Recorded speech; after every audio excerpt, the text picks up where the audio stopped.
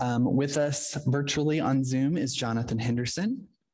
We also have Madeline DeMatenon, Mike Rowley, Tasha Woods, and I'm Jason White. We are joined by Superintendent Ginger Haber, Executive Director of Student Services, Kelly Kronbauer. We also have Executive Director of Finance and Operation, Kim Snyder. We are also joined by two student representatives tonight, so thank you for being here. All right, board, first up, we have the consent agenda. I move that we accept the consent agenda. I second. Tasha has moved that we accept the consent agenda, and Madeline has seconded. Any discussion?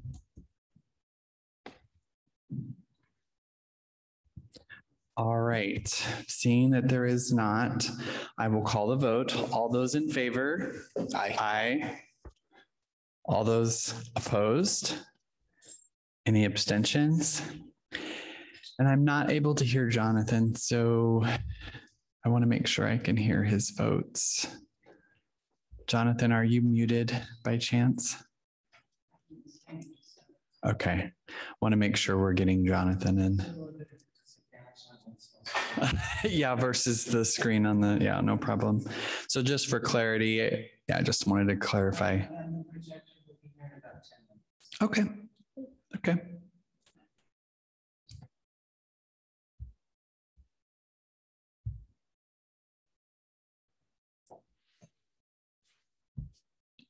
So Jonathan, sorry, if you can. There we go. There we go. Let me know what if you voted to approve the consent agenda for the record. Aye. I can hear you. Can you not hear me? He's unmuted, but you can't hear. No. So Jonathan, we may not be able to hear you. So I don't, is the chat box, Leslie, available so that Jonathan can chat and at least say nay or yay? Okay, thank you. All right, sorry about that, Jonathan, but thank you. Yes, we need your vote. May need it for chat until we can get a projector up. All right, moving on with the board agenda. We now have administration. So we first have the superintendent's update. Testing, 1, 2, 3. Yes, board, we have a special guest with us tonight from Ida Nason, and that is Mandy Laurent. And she Testing, just 1, did 2, an 3. amazing Testing, 1, 2, 3. lesson with her students. And I'd love for her to come up and share about it. Do you want to wait until the projector? Okay, I just didn't want to, I didn't want to have you sit here longer, but if you want to wait, we can totally do that. Awesome, thank you.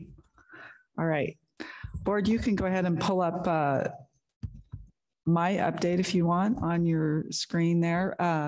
We were going to have a presentation from Lincoln, but they're going to have to delay their presentation, so they will be here next time. And I especially wanted you to be able to look at the World Cafe poster. That poster is going out. I've talked about this earlier with you, and we're super excited. The World Cafe is a partnership between Ellensburg School District, the City of Ellensburg, and CW. And it is a way to help our community come together and have empathy for each other. And if you click on that slide, in the next slide, I've got a couple of links there that you can pull up and see what a World Cafe is all about. But basically, it's really the intent is to bring a diverse group of community members together in a welcoming environment. And there's a protocol that we follow, and it promotes productive conversations around topics that matter within Ellensburg. And certainly our goal is empathy, and it's going to help us as a community to hear each other's stories, embrace our diverse perspectives as a strength and as an asset to our city.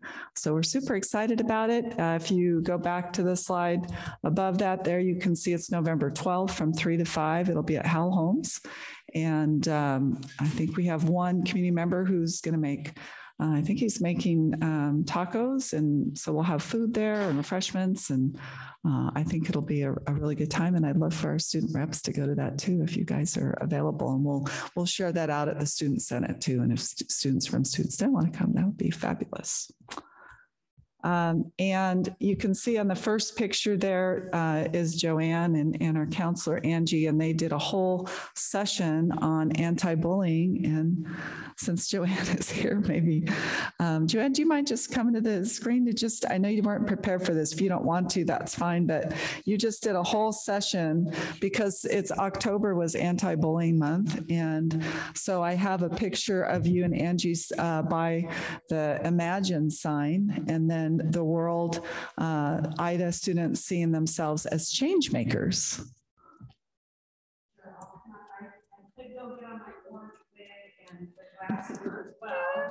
Oh, that would be so cool.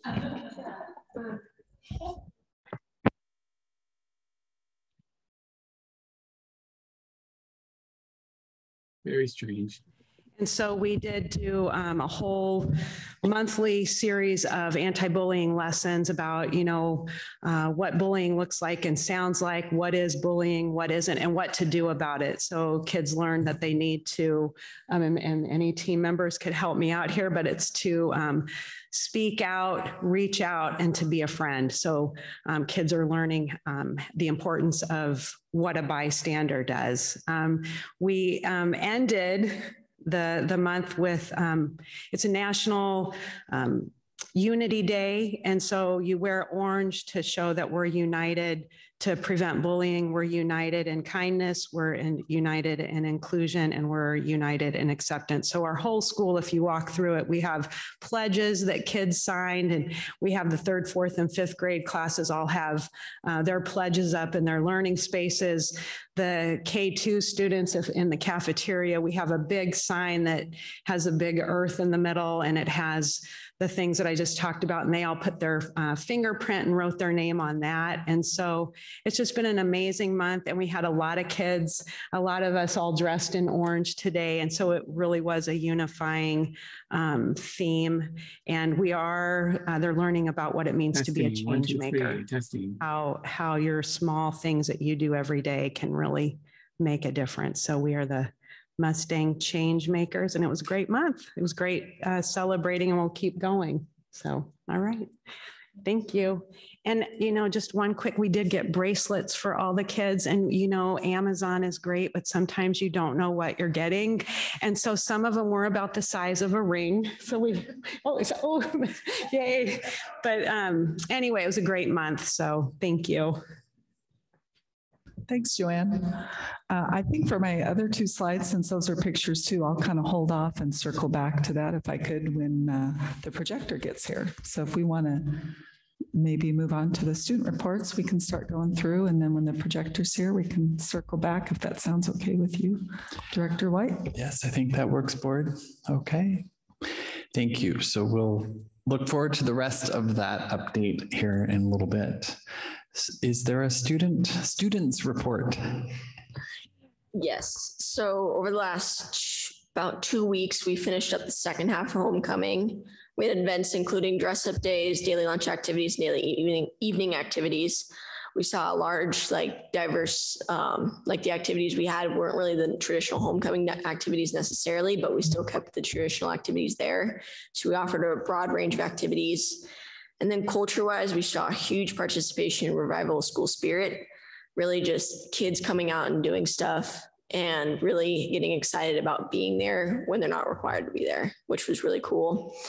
Right now, we have the FFA horse judging team at nationals competing for the 2nd year in a row, and they are looking to hopefully win a national championship this year after a 4th place finish last year.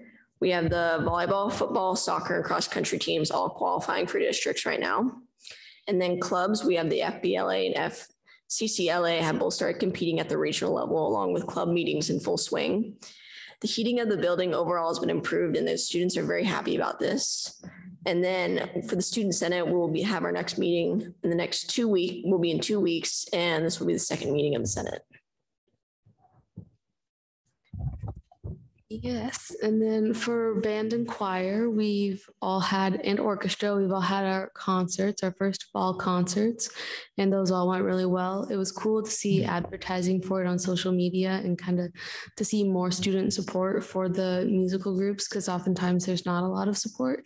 And it's just been cool to see more support for it in general. The band's been playing at the football games and we played at a volleyball game. It's been lots of fun. Fall play is also in swing right now, and they're getting ready for their first show. Grady, the other student rep who couldn't be here, that's where he's at tonight. And he said everything's going great and everything looks really good, the costumes and the set and everything. So he's really excited for that. And then for all nationals, for music, we're getting ready to go.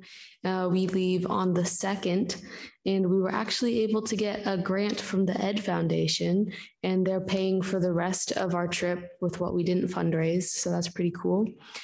And that's all the good stuff. I would say the one concern that I had brought up to me by someone was, and that I've heard a couple times, was school lunches at the high school, how they are running out of school lunches, and they provide, this person was provided with an Uncrustable, but she said that it was still half frozen and she was not able to eat it. And so there's been some disappointments around lunch, I believe. I have not personally experienced any. This is just some things that I've heard, but yeah. Just to add on, since we're waiting for the projector, if Josephine didn't bring up that concert, I was going to bring it because I was fortunate enough to see the band concert. I'm happy to hear that you guys were able to collect the rest of the funds for your all nationals, because there are 3 musicians from Ellensburg attending. So I was going to remind everyone that they are fundraising, and I bet next year we have some kids going to all nationals, so that could be put forward. And then FFA is the other group I know that is having a fundraising dinner on, I think, November 5th. And so they are selling individual seats for the prime rib dinner and tables. So if anyone wants to go. Did you send it out on the app yet? Any clarifications or board, any questions? Okay, thank you, students, for your report. Appreciate it. So board, if we're comfortable and with presenters that are here, we'll go ahead and go into our business. And I think we'll just keep going through our business items until the projector's set up, if that's okay. I'm seeing a lot of head nods. Board, are we okay with that? Okay, then that's how we'll proceed. So we'll just keep this meeting going. So let's start business. First on the business agenda is potential memorandum of understanding, ESD, CWU, and the City of Ellensburg. Can you hear me now? So, Bart, I just wanted you to be able to put your eyes on it. And this is just a first draft between CWU, the city, and ESD, and Candy Cleary, who's head of the Diversity Equity Division at CWU, Heidi, Aaron's is she is representing the city, and then I'm representing ESD, and the 3 of us have been working together on it. We're super excited about it. It really is really putting in place the partnership that we want to have between all 3 agencies to really promote equity and find ways to just continue to help each other understand each other's perspectives and just pull together as a community, even more so than we already are. Excellent. This isn't anything to vote on. This is just kind of a rough draft for you to look at. If you have questions, just want to put it in front of you. And as we do some editing on it, I'll eventually come to you with the final draft. Thank you, Ginger, for that clarification. So board, this is informational. So any questions? I don't have any. And I want to make sure that Jonathan, I'm going to do another test run just to make sure you can speak up. So want to make sure you can unmute. If you can't, if you would message us with something. I just sent you a message because I'm not. He's texting me, so I'm like, yes, he's good with no questions. But I want to make sure we're including you. Thank you, Jonathan. Okay. All right. Jason, and this is just to go along with the World Cafe thing that you've been starting up. So that's just more clarification. Yes. All right, since there are no other clarifications or questions, we'll move on to the next one, highly capable program grant. Yes, and I will ask Kelly Krumbauer to talk about that. Good evening, board. Every year I have the pleasure of enlightening you on the highly capable and state transitional bilingual grants. So we'll talk first about the highly capable grant. I do a lot of grants with the district, and many of them are really high ticket grants that do not require board approval, but this particular grant does require board approval. And I think some of that comes out of some of the changes that they made to highly capable about 6 years ago, when they took it from a special program to a basic ed civil right. So it became an obligation of the district for every student to support highly capable within basic ed. And I think that that's why I keep waiting for it to stop, but every year we keep doing this. So I went ahead and wrote the grant for, it's the form package 217. You have it there in front of you. It's probably a little bit, not very clear because it's very, technical. So I just thought I would tell you what's in it. First of all, in the first section, there's assurances that we are meeting the instructional program as part of basic ed, that we're meeting the state law, and that we are willing to do the end of year reporting on our students through the OSPI system. The second part is about identifying, there's RCWs around how students can qualify to become highly capable, and it involves identification and referral. Okay, and so there's very specific steps, including marketing that must happen by the district at certain times of year to the public to make sure that families, students, and the community understand how to access that. Then we use screening tools. So how do we determine which students should be screened in second grade? Jen Kuntz has come and talked a little about this in the past, but all second graders get a universal screener. And then 2 times a year, we do have a window that we offer screening and assessment. And typically the spring is when we do the majority of them, but there is some in the fall. And we use different tools like the MAP assessment, as well as the Naglieri nonverbal aptitude test for our screenings. Once kids are screened, the district and the team will determine who's assessed. And so we use, you can't just assess a kid. We have to go to the parent, ask permission, get their permission, and then go ahead and implement a cognitive assessment. So we use the COGAT-7, as well as the MAP and the Torrance test of creative thinking. And then there's what is called the multidisciplinary team that comes together. That includes a school psychologist, counselors, and the program director and staff that will make then the selection regarding who qualifies and who doesn't when it comes to highly capable. And then we are required as a district to offer a variety and continuum of program services. So the majority of our services are really coming through content acceleration. So oftentimes we can have a 6th grader in an 8th grade math class. That would be one way to do it. We also, so you see that much more at the secondary level. At the elementary level, we see a lot more cluster grouping. So we take kids in certain grade levels, we put them together so that they could group and then have higher level thinking, or doing differentiation activities within the classroom, enrichment activities. And then we have obligations on how we monitor and evaluate those students with our goals, our communications, and our services.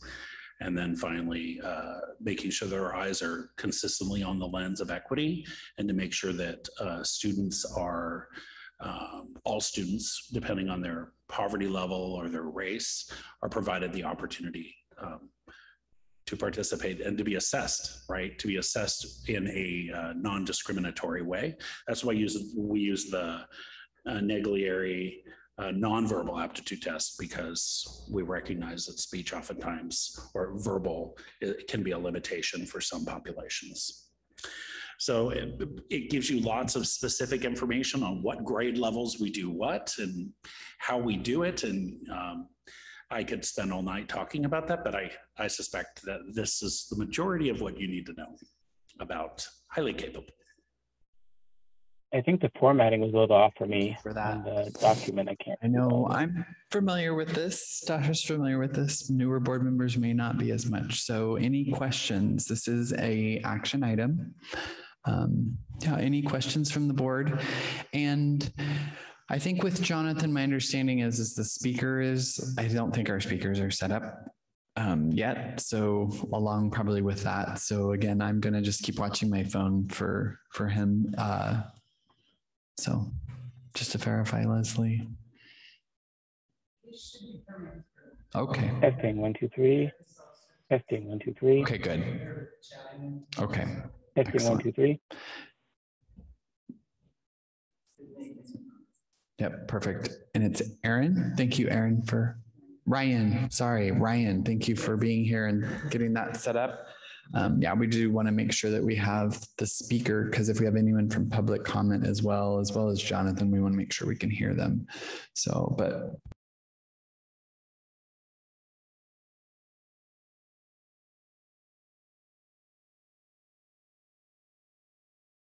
Testing.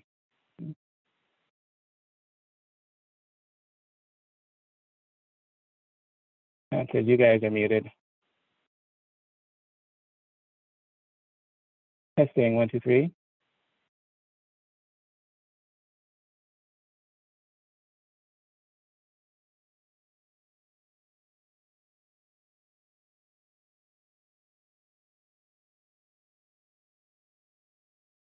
technical difficulty. So anyway, that's where we're at right now. For those of you that remember that from when TVs did that in the 80s, yeah. Sorry for you youngins that have no idea what I'm talking about. It's all good. I know. Yes, that's good. It's okay. I'll just use chat. Okay. That was a really good concert.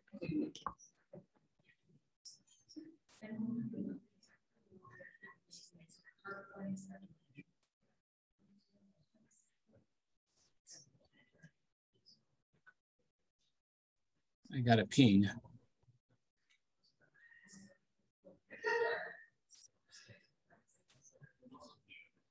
I got a few pings.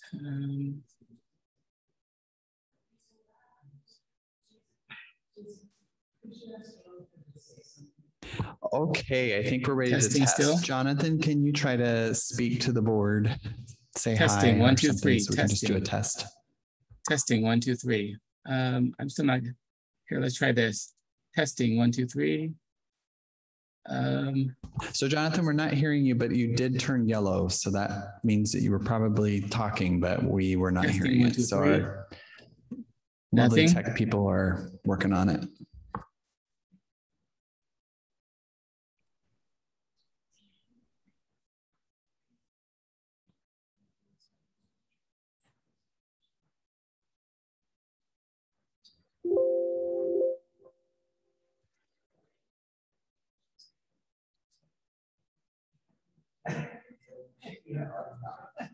Nope, I'm not seeing anything. I guess it's not working. Jonathan, we can hear you. Yay. Oh, okay. Okay, I think we're finally in. So this is great. Okay, perfect. So we are going to continue to move forward. Okay, questions? Any questions about highly capable? All right, board. This just if the document didn't. The formatting was off on the document for me. Maybe it was just me, but no, I didn't have any additional questions. Just noting that. Hey. All right. Thanks, Jonathan. All right, board. Action item. I move that we accept the highly capable program grant.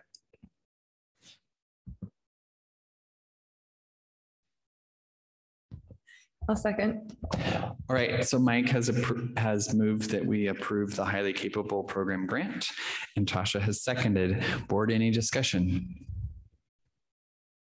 If if there is no discussion, I will call the vote. All those in favor? Aye. Aye. Any abstentions? Any opposed? Any abstentions? All right. Thank you, Jonathan. We heard you as well. So highly capable program grant is approved. Next up, we have the Transitional Bilingual Instructional Program grant. So thank you, Kelly. Go right ahead. Yeah. All right, exactly the same thing. This is a very large grant. It was very fun reading, and I'm just going to give you an overview of the grant. So we have 222 students in our district that are identified as transitional bilingual or students with a second language. And so this grant basically walks us through staffing, how we staff using the money that they gave us, as well as workforce development that's new.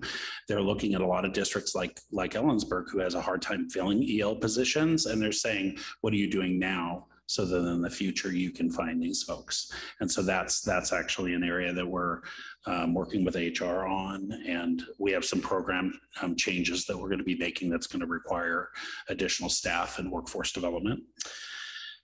They give you a variety of models in the state that they have for approval for they have certain research-based strategies for language acquisition, and the strategy that our district currently is using is called the Alternative Instructional Program. It's called Supportive Mainstream, and that's where students are receiving the majority of their language acquisition in the general ed classroom with teachers who've been trained with specific supports to guide them in their content courses. And so the alternative instructional program, I define that, and I am required to define that. I think this is me, sorry. Yeah, it's kind of still doing that, sorry. I have to define that at every level for the students. So we have elementary, middle, and high. And then I have to write specifically on what we're doing for beginning students, for students who are at an intermediate language level, and then students who are what we would call LTELs, or long-term ELs, students who are not progressing and growing in their English language as quickly within 5 years is really what we're looking for. So if they're beyond 5 years, they're considered an LTEL. And then also, what do we do for our exited students? We have students that are in program and they qualify for EL services, and then once they exit, we are required to follow them for 2 years, and they're called exited kids. And so we need to monitor them and assist them and support them so that if for some reason they're having challenges, they're not just forgotten and it's over with, but we bring them back in and either work with them on the key pieces that they need support in. We do a section in here for data review and continuous improvement plans. So they have us every year pull apart data on our ELs for all students, but then students 2 years and 4 years after exiting. And we have to look at a bunch of different data, and then we have to write improvement plans. And the big improvement plan, and we're going to be visiting with the board more, is that we are going down the road of looking at a dual language program in the Ellensburg schools, and whether it's a one-way or a two-way dual language is yet to be determined, but we are doing a lot of professional development on that. OSPI is basically pushing the whole state to do that, it's fantastic. It's the best model. It's a challenging model, and it'll come with its challenges, but that is one of the areas. We're also looking at decreasing disproportionality of EL students and special ed students. So what happens is kids who come from a second language come here, they struggle, and they're just thrown into special ed, or they qualify for special ed rather than, hey, wait a minute, this is a language issue, or maybe it is a special ed issue. It's very complicated to understand. It's complex.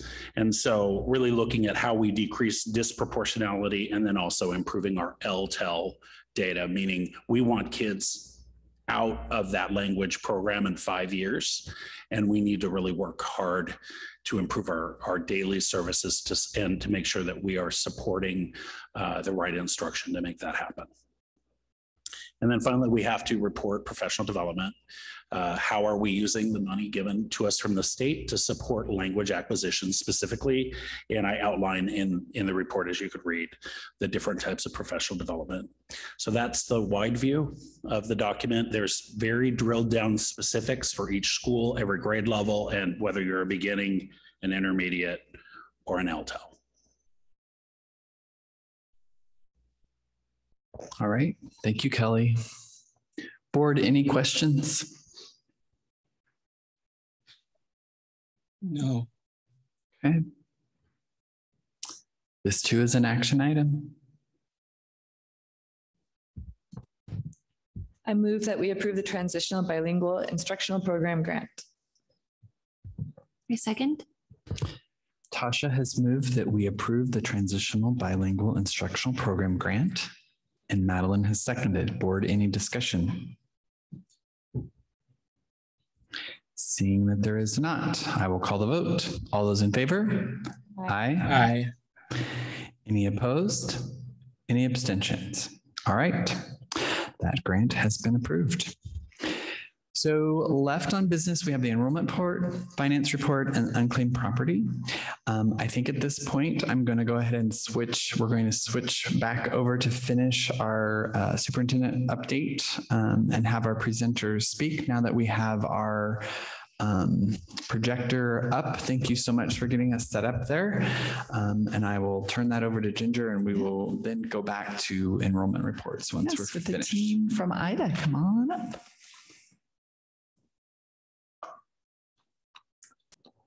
Do you have, okay. Before we start and while we're waiting, I just want to talk about how I'm going to be talking about connections and relationships and how important that is with teaching. And as I'm sitting by Kevin here, I was thinking back to like one of my first years in Ellensburg School District. And we went to a science training, and I didn't know Kevin. And you get to know Kevin really well, really fast. Like he builds relationships with everyone. But I'm this young teacher, like looking up to him, you know, and we were walking through the convention center or something, and they were talking about how a Madagascar hissing cockroach would make a good class pet. And they were giving away the little terrarium or whatever that they go in. And I was like, should I do it? Like, should I have a cockroach for my class pet, you know? He's like, yeah, do it. And I'm like, I think I'm going to. And I was team teaching with Bobby Johnson at the time. And I came back and I was like, Bobby, guess what we're going to have in our classroom? And she's like, what? And I'm like, a Madagascar hissing cockroach. And that was my class pet for many years. And it was all thanks to Kevin. And we had they were very easy to take care of, and the kids could hold them, and they were wonderful class pets, but I would have never had that without Kevin. But anyway, I just love, like, you know, because we don't see each other very often, but then he became my kids' teacher, and that was special. But I'm going to be talking a lot about connections and building relationships. And I think it brings new ideas into your classroom, and you do things that you might not have ever done if you didn't have these relationships and connections. So but anyway, on to our field experience. I attended a lid day session. It was really great because we had a lot to choose from, and I wanted to go to several different sessions, but I had not been to Megan's session yet. And Joanne is very inspiring and wants us to be outdoors and to, you know, do these field experiences. And so with her inspiration and hearing about how amazing Megan was, I was like, I'm going to go to Megan's, you know, session about the high impact field experiences. And so when I got there, I had this idea of like, I love hiking. I love walking. That's like my favorite thing in the world. And kids don't do it very often anymore. And all they talk about on Monday morning is how they played video games all weekend. And it just hurts my heart because I'm like, it's a beautiful fall day and you should be outside walking. And so I went in with that idea that if I could incorporate something with hiking, that would be wonderful. And so I had told Megan, I said, you know, the Irene Reinhardt trail by the river, I had taken a class there many years ago and it was really fun, but I didn't make it super educational. emotional. I was like, how do you think I could make it even better? You know? And she's like, and right away between Joanne, Megan, and I, the ideas just started flying. But Megan is amazing. Like she was like, oh my gosh, there's that story trail out there and you can connect it to ELA. And then she just kept going and going and going. And then Joanne popped in and I was thinking of this. And I mean, it was just like, it was really cool. So I'm jotting down notes and so a couple months, I was talking to Kayla today, and we were talking about how, you remember you came with this idea and you were telling me about it, and I was super excited, and they jumped right on board, and here they are, brand new died, and I'm like, here, we're going on a field trip, you know, and but September is so busy, and we're so tired that it kind of weeks kept going by, and all of a sudden I'm like, okay, guys, we got to make this happen. Like, it's one thing to have this idea, and I have all these notes and whatever, but we have to make it happen. And so we got to work, and between the three of us, we were able to pick dates and contact transportation and contact the nurse and do all the important things to go on a field trip. So, so now I'm going to talk about the actual field trip. So out of all of that brainstorming, I don't know who came up with the idea of Jerry Aldridge, probably Megan. And so she said, I think Jerry was the one that wrote the story along the trail. And I'm like, well, I know Jerry. You know, I did Rotary with Jerry, and he was the librarian. His wife was our music teacher. Anyway, another connection and relationship. So I was like, I'll just reach out to Jerry and see if he could come be a guest speaker to the first graders. And so Jerry said, of course I would come. And what was really cool is I had no idea what to expect, but I was like, he's an educator. He knows how to talk to first graders. He'll be great. He actually did a whole presentation on the writing process.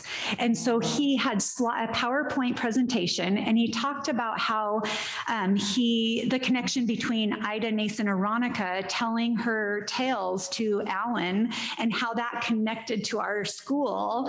And so that was even better. And so, so Jerry told us about how he listened to the tales, and he video recorded them, and he listened to them over and over and over again until he decided which one he was going to write into a children's book, basically along the Irene Reinhardt Trail.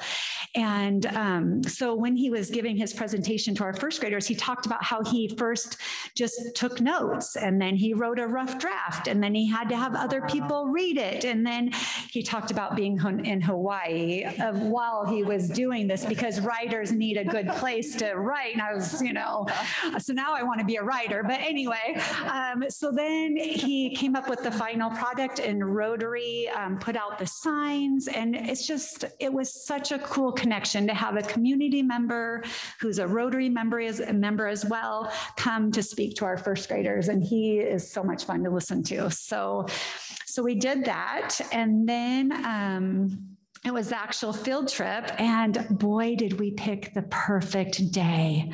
It was glorious, like the perfect weather, no wind, you know, everything was perfect. And Jerry said, Mandy, do you want me to come read the story to your class tomorrow? And I was like, yes, you know, I mean, I want to listen to Jerry, you know? So I was fortunate enough to go first, and Jerry read the story to my kids, very theatrical with lots of expression. And of course, my kids were just totally tuned in. And now if I'm ever to do that myself, maybe I could do a little better than I would have. Not as good as Jerry, but he modeled it very well. So anyway, so the kids really enjoyed the story, and he did amazing things in between. While we were walking to the next sign, he'd say, okay, first graders, before we get to the next sign, I want you to just listen to nature. Like, tell me what you hear, you know, so we're going to be really quiet as we walk to the next sign, you know. And then when we got there, he'd ask them, what did you hear? Oh, the birds and the waterfall and the, you know, whatever. And then between the next sign, he'd say, okay, this time we're going to use our eyes and we're going to look and see what we, you know, I mean, so he made it even better. Like, it wasn't just the ELA connection, but our five senses and the science. And it was incredible. So we did that, and then we ended at the park, and we got to have lunch at the picnic tables and just enjoy lunch outside and visiting with our friends. And it was really special. And so if we can look at some of the pictures.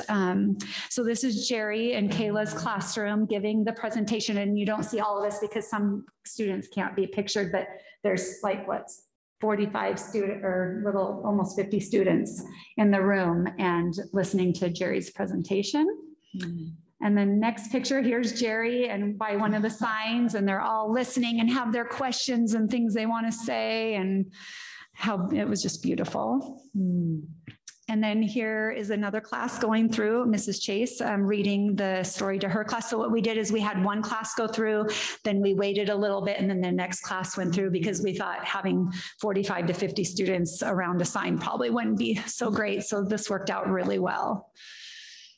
And then just a picture of them walking through the trail.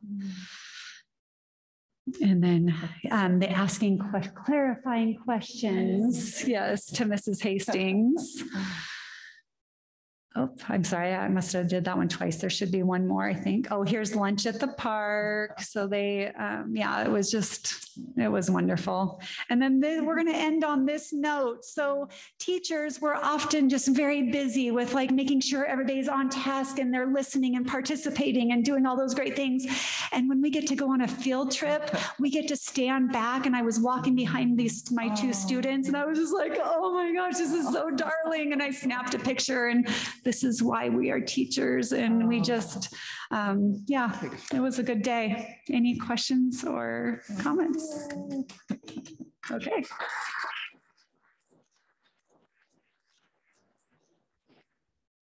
Megan, I know you're here tonight too, and we just all appreciate you so much and all the PD that you provided and the inspiration. Is there anything that you would add about this trip or your experiences? And I think you said, I'm trying to remember the exact figure, that maybe 1 in 5 teachers have been able to participate in Pacific Education Institute training. And we're just really thankful for you, Megan. Yeah, thank you. Megan Rivard with Pacific Education Institute. I'm the Central Washington Field STEM Coordinator. I work for all the teachers of Ellensburg School District, not just Ida Nation. I would love to see this exact thing replicated at every building here in Ellensburg School District. I really feel like, though, all I did was pull the pin, because once Mandy got that idea, she ran with it and didn't ever come back to me until she had pictures at the end, which is great. I love that. I'm so excited that it was able to just go, and that takes administration support. It takes support from a lot of different groups like parents and your team, because it is a lot of extra work on the plate of the teachers to get all that paperwork and get everything organized so that they can do experiences like this. But it is incredibly meaningful. It is incredibly engaging for our students. And it doesn't always just have to be science. It can be integrated. And here we've got this beautiful ELA version of a high impact field experience to model others after. So yeah, thank you. Awesome. Thank you. And thank you so much, IDA team, for being here and sharing your experience with us. It uplifts all of us. So thank you. Board, any other questions for Megan or for this team? Thank you again. And thank you for waiting too. We appreciate you guys. Yes, thank you.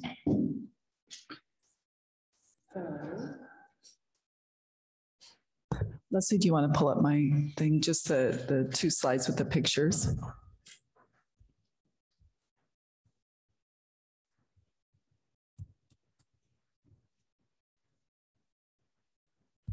So there's Joanne and Angie with the anti-bullying poster that I showed. There you are, Joanne. That's okay. You can go on to the next one. Oops.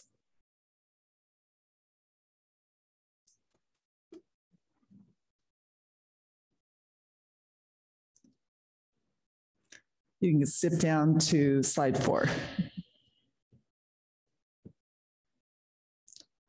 So I had a chance to be at IDA and to observe their PLC groups, and I shared a little bit about this with you guys earlier, but it was just amazing work by our teachers. And the slide in the upper left-hand corner is actually teachers working together with our wonderful para-educators and helping them to understand how to best support them with the WIN groups. They're actually looking at data there together around the BAS score scores at the time, their reading levels, and how Paris could help them with that.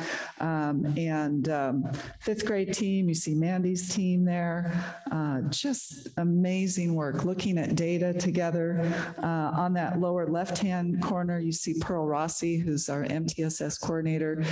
She's amazing, taking the teachers through the use of some of the documents that we've provided to help support teachers with the PLC process.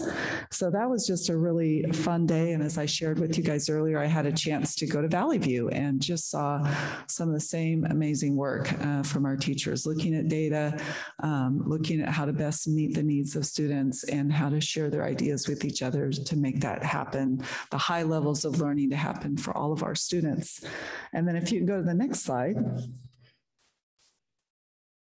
And then I've had a lot of time to spend at Valley View. I've been there twice, I think in 1 week. And we did a learning walk. So our teaching and learning team do learning walks in all the buildings. And we were specifically looking for social studies, but I couldn't resist going into Mr. Teasley's PE class. And they were doing a real interesting session where they were throwing balls and trying to knock the bowling pins over. But it wasn't just throwing, it was having to throw with the opposite hand that you put your foot out with. And he offered to have me throw something, but I never learned that. I never had a PE teacher that showed me that. So I did not participate. And then up above that picture, we have Erica Ingram, who's our new counselor at Valley View, and she is doing a lesson from with our social emotional learning and with using puppets. And it was about how to be kind to each other, again, with an anti-bullying type of effort.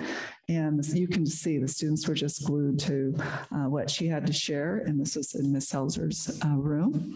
And you can see in the lower left-hand corner, this was win time. We caught the end of win time. And that's a good example of what it looks like, students working in smaller groups. And for math in particular, using the stations approach and having different stations that they go to and different math games that go with those stations. And I stopped and asked students, and they were able to explain the game, and they were super excited about it. And then in the upper left-hand corner was some of the social studies lessons that we saw, and they were making a map of Washington. So that was just a really great day, and great really does happen here at Ellensburg. And that's the end of my presentation.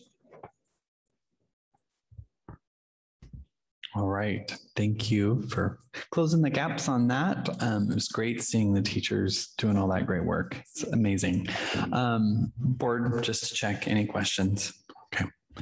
All right. So to get us back on the agenda where we left off, we were in business. We went through A, B, and C. We've approved both grants. We are now at the enrollment report. Okay, so all of you should have the enrollment report to view. As I spoke last month, I predicted that we'd have an increase, and we did. We had an increase of 17 students in the month of October.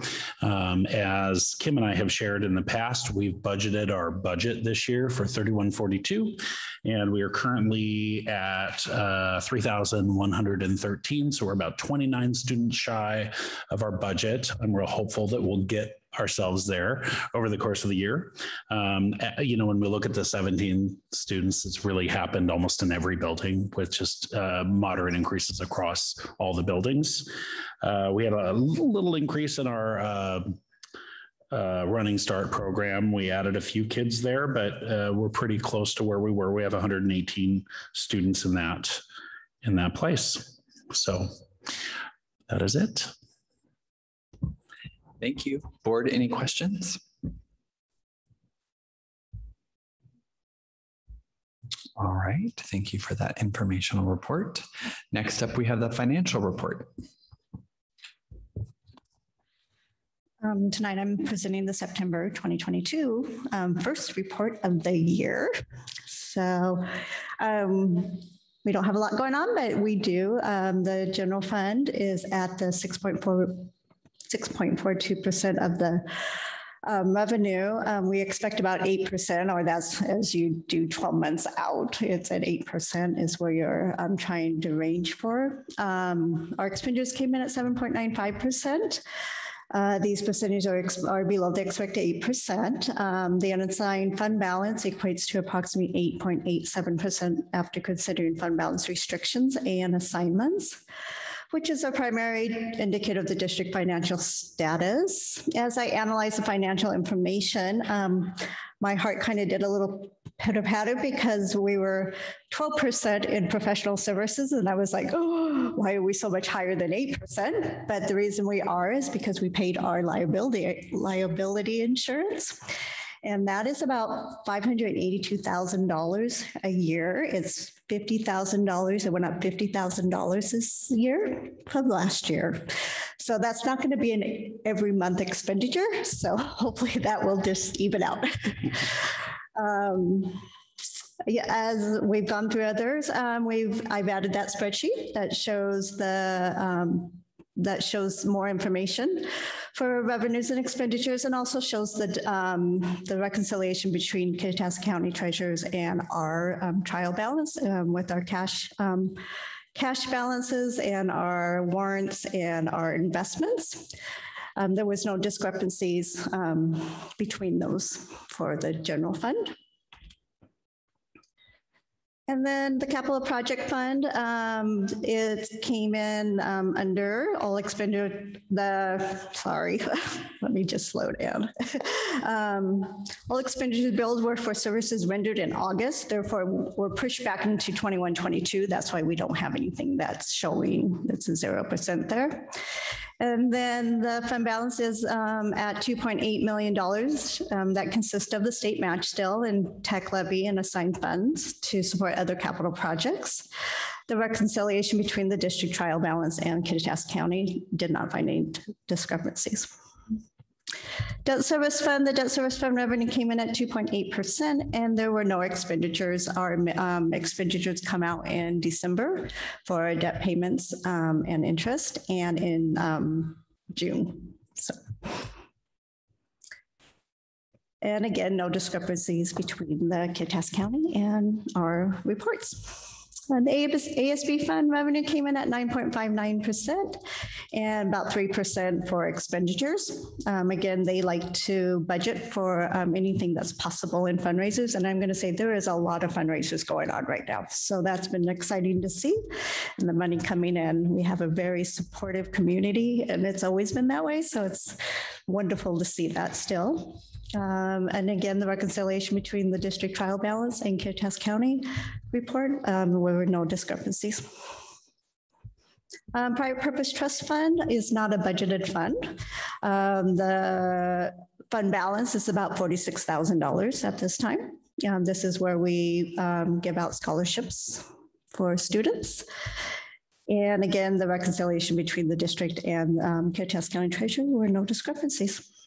Transportation vehicle fund came in at about 0.42% of revenue and no expenditures. I did just see a voucher go through for this coming month for a bus that we did get. So you will see an expenditure coming out in that.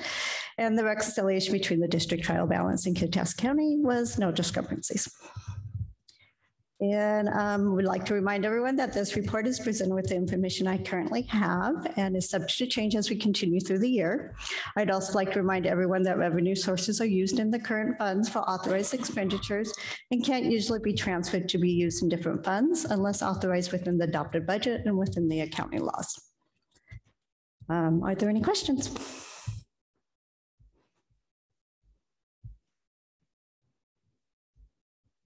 It appears there are no questions. Thank you so much, Kim. Yes. All right, our last item is unclaimed property.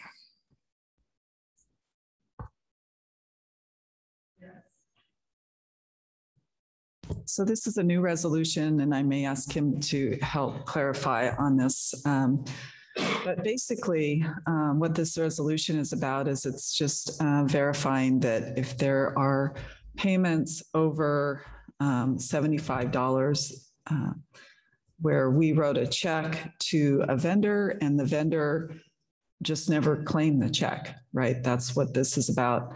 If it's over 75 in general, and you saw a list of the vendors that were on that list. And there's some that have asterisks on it, you can kind of see what the situation was in those cases. In a couple of those cases, whether the vendor lost the check or the check never made it to them, they fill out an affidavit and they send it to the district, and then the district can issue another check. And what is supposed to happen in those cases is the check's supposed to be voided, but in just a couple of cases, it wasn't voided, which it's not an issue, but it was just a technical thing. So those particular ones don't get reported, which is what the asterisks are for. So, and we haven't had a resolution before, but in looking at it, it's probably a good idea, just a good practice to have one. So we're recommending you to pass this resolution. Kim, would you add anything to that? No, this is just something that happens every year. You have to go through it. And anything that's below 75, we just keep in the district. And so it's still there if anybody wants to claim it. We just aren't responsible to send any letters to people to let them know that it's out there. So yeah, it's just something that happens every year and that we're required to do.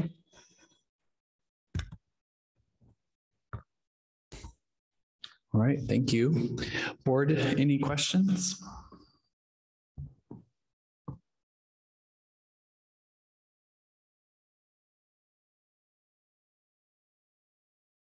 If there are no questions, this is an action item. I move that we approve the unclaimed property. I second. Tasha has moved that we approve the unclaimed property, and Jonathan has seconded. Board, any discussion? All right, then I'll call the vote. All those in favor? Aye. Aye. Any opposed? Any abstentions? All right. Unclaimed property is approved.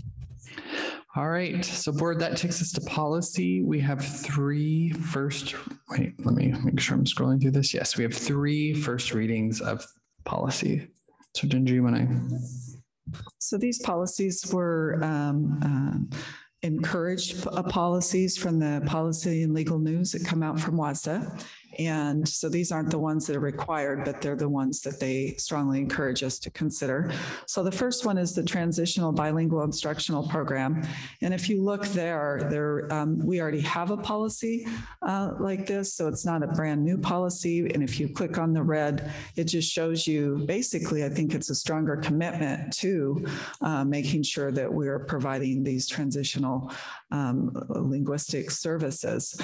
Because as you can see in A, it says communicate instead of whenever feasible. It just crosses that out with parents and saying that we are going to do it. And it aligns with 4218, which we just previously passed. So we're recommending the passage of this policy, this updated policy.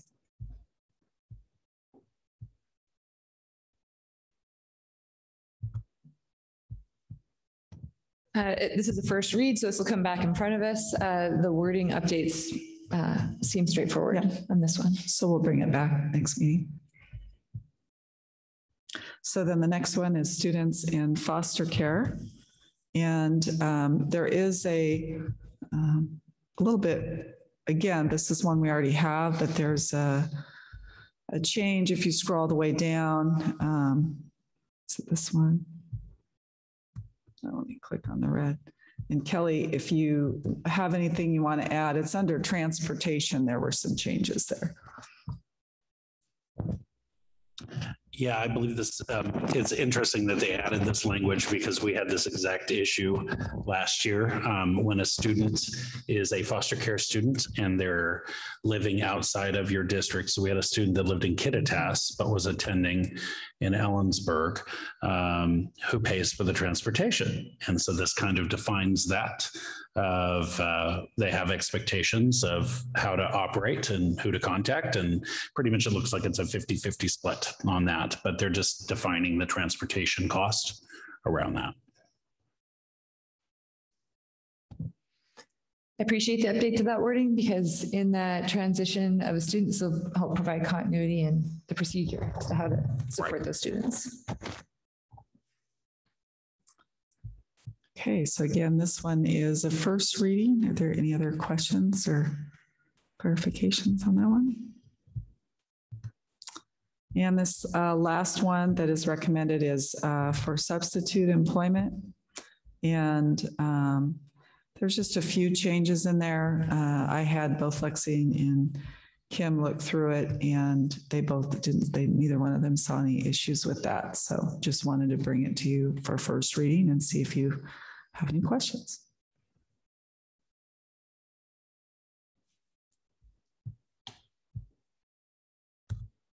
All right, that's done with policy. All right, thank you for presenting those policies. Looks like the board has no questions about any of those. All right, thank you. So that'll lead us to board reports. Is there a teaching and learning report? I put teaching and learning, the student-centered learning committee, and included the minutes that we had from that. And basically we really got some great feedback from our student-centered learning committee. We looked at, we're in the process, as you know, board, of re-looking at our board ends. So we started with connections during this one, and there was a great video from Edutopia that we shared around what a classroom that has strong connections, what that could look like. And then the student-centered learning committee divided into two groups and gave us some good feedback. We asked for what were some of the strengths in our current board end of connections, what's missing, and then what should we consider revising. And Madeline, do you want to share out what you heard from those committees, or do you have anything else you want to add to that? I just really appreciated having the principals from Morgan there and Excel, and kind of as we were going through things, talking about what that actually looks like in practice. So I think that was really helpful. Yes. Mm-hmm. So you can look through the minutes. We got some good feedback, and we will be collecting this feedback. We'll take another board end to this committee. We'll take the board ends to our district learning improvement team and some of the other teams that we have in the district to ask those same questions and get that feedback. And as I shared earlier, we'll bring it to one of our board retreats when we have gone through all of the board ends and have gotten feedback from different groups. And we'll include our student senate will help us with that, as well as we'll reach out to parents in particular too, and have them share with us. So looking forward to that. And we're off to a great start in getting some good feedback. That's the end. And then I have just one thing to add to teaching and learning. This week was the release of the NAEP scores. So people in education were really keeping an eye on those, also known as the National Report Card. And it was interesting looking back on, everyone wants to know what happened to COVID. What happened to our learning in COVID? And that report card didn't really bring out any real big surprises. Everyone could have probably guessed what it was going to say. But what's interesting is that you can look at Los Angeles Unified School District, and they were one of the biggest school districts that were out of school, and they saw an increase in their scores. And Florida was in session, in school, and they stayed pretty much the same for their scores. So it's really hard to figure out a line of achievement here, like how do we support students? And so when we were looking at NAEP, and started this week when we were working with groups, NAEP is NAEP. And so I think that one of the things we can take from it is that we need to normalize adapting and equipping partnerships. For our students now, we need to normalize school districts moving rapidly to change. A lot of times we move as glaciers, and if we look at COVID, we were 1-to-1 within 2 weeks for Chromebooks being issued. And we would have said that was impossible. Before that would be like 2 years in a committee and a bond and a levy, and there'd been lots of discussion about it, and kids would have graduated. But in 2 weeks we moved and supported. So we need to adapt really quickly, and we need to continue equipping all of our partnerships. We need to equip parents to support their students. We need to equip our nonprofit organizations. We need to work with our community leaders, and we need to partner more closely with our parents and family. And that was really obvious during COVID. And so I've been thankful because some of the steps that Ellensburg School District has already started is that really for the first time since I've been on the board 5 years, we had a presentation of our MAP scores, which is a benchmark assessment. And those MAP scores are going to be shared with parents. And parents will now have a clear indicator of where their child is at in reading. It's not simply a 3, it's not simply an A, because that's not really clear. And so now we can start to have a stronger partnership. And how do we support our kids? And we have hotspots, and we're talking about one-to-one. How do we make sure that our learning is outside of the classroom walls? Megan Rivard is an incredible community member, showing how you can take a trail and amazing things can happen just speaking to your students. And so while those NAEP scores were a little bit of a low moment, like we've got support to do for our students, Ellensburg's really taking to some adaptation here. We're really adapting. And so I want to say thank you to the administrators for working really hard on it, and our teachers for working really hard on it, because our students deserve that. And we need to lead with that in the future. Thanks, Tasha. Board, any questions or clarifications? Okay. All right, I do not have a report tonight, so that will take us right into public comment. So thank you, Leslie, for getting us set up there.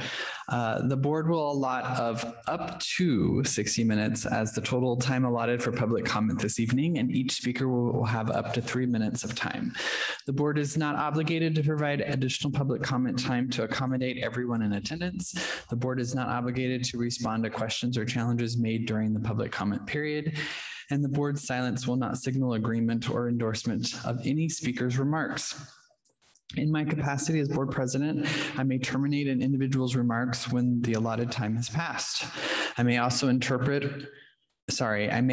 interrupt or terminate any speaker who is making uncivil comments. Uncivil comments include but are not limited to obscene comments, comments that are defamatory towards another person, or commentary that is an unwarranted invasion of privacy. The board reserves the right to have anyone removed who refuses to adhere to the rules and creates a material or substantial disruption of the meeting. Personal matters are generally private. Sorry, I lost my spot. Personal matters are generally private and administrative in nature. Constructive criticism can be helpful. At the same time, the board has confidence in its staff and programs and will act to protect them from unwarranted criticism or disruptive interference. Complaints or concerns received by the board or any board member will be referred to the superintendent and will not be considered or discussed by the board in this setting. I'd ask that all those wanting to speak, that you respect staff's privacy and consider putting any concerns you have in writing if they pertain to a personnel matter. The board can then review and forward those to an appropriate administrator. Leslie, are we ready? Okay, so just real quick, individuals in person wishing to be heard by the board need to be signed up to speak, and those in Zoom need to make sure you've added your names in the document in the Zoom chat box. Those of you in Zoom, if you've not been able to do this, you can also be recognized in Zoom by using the icon or emoji to show you're raising your hand for public comment. Once I call on an individual, they will identify themselves by stating their name and address for the record. Individuals will proceed to make comments within 3 minutes. All right, Leslie, do we have anyone in person who would like to provide public comment? Yes, we do. All right.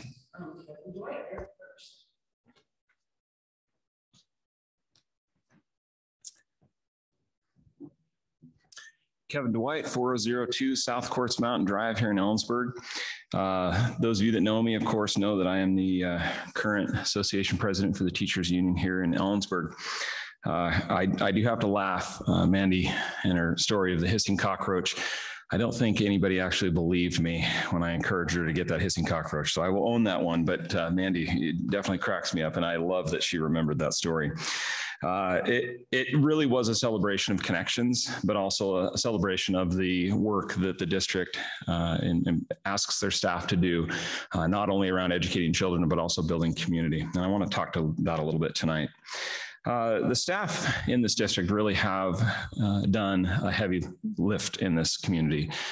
They've kept children at school for everything they could do through some hard times. And I really would just ask that the board find a way to authentically celebrate that work that the staff have done, and that we've come through this, but we've come through this not only maybe with no injury to our test scores or no correlations that could be identified, but really we've come through this with the ability to be able to look each other in the eye and say, yeah, we could have done some things differently, but for the most part, we did our best to do what we could to protect and insulate children and make sure that they did not experience any kind of moral injury. Now, not to say that they didn't, but I just wanted to celebrate that opportunity. I just wanted to take that opportunity to celebrate staff. I really did see a lot of celebration around me as staff, including myself, did everything that they could to serve children in some tough times. That said, I'm really talking about all of our staff here. I'm talking about support staff, teachers, ESAs, counselors, school psychs, all the folks that come daily to make a difference in children's lives. And I really would just ask the board to put some deliberate thought and in the year to come, how is that going to look? How can we really say thank you? Thank you to these people that really not only educate our children, but at the same time also build community.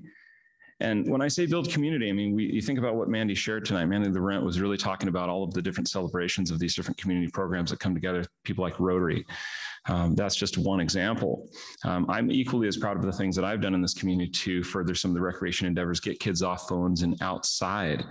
And as positive as all those things are, I look to the future as well. And I find myself equally as concerned about times coming up.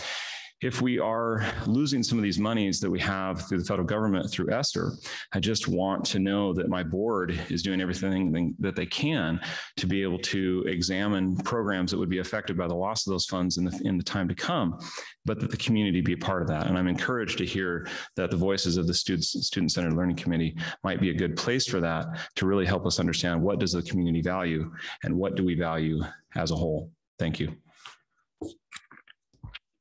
Thank you. I actually don't need to speak. It was the only sign-up sheet. There was not a regular sign-up sheet. I actually didn't. We'll change the one. Okay. No one else has signed up. Okay. And I don't think anyone signed up. All right, perfect. So just for clarification, we have no one here in person, no one left in person that would like to speak for public comment. And I'm just throwing it out real quick just to make sure those of you on Zoom that we didn't miss you. So now would be your time. If you have not raised your hand, we need to see that now, or otherwise we will close public comment.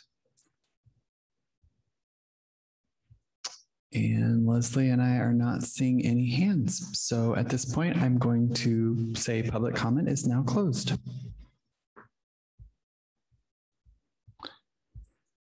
All right, so that will take us to new business, which that is only proposed items for future consideration. I am seeing just nods of no. So, okay, then that will take us to meeting closing. There is not an executive session tonight, correct? All right, so anything for board calendar? I just have a question for Ginger, because I forgot when the last time we spoke about the bond and capital project. We're supposed to have a meeting tomorrow night, but we canceled that. No. I don't have a, is it Zoom again? No, we're meeting in person. Okay. Calendar, we sent that out, but we'll redo it. The calendar. Thank you. Okay, yep. I'll look at the calendar. We'll redo it again though. We'll send out a reminder though. Yep. All right, so nothing else for board calendar. Any clarification and next steps? Are there documents for us to sign? There are, so board, please do not leave without signing that. And then otherwise we are at adjournment. So I just need. I move that we adjourn. I'll second. All right, and for the record, Mike moved that we adjourn and Madeline has seconded. We are now adjourned. Thank you and have a good evening.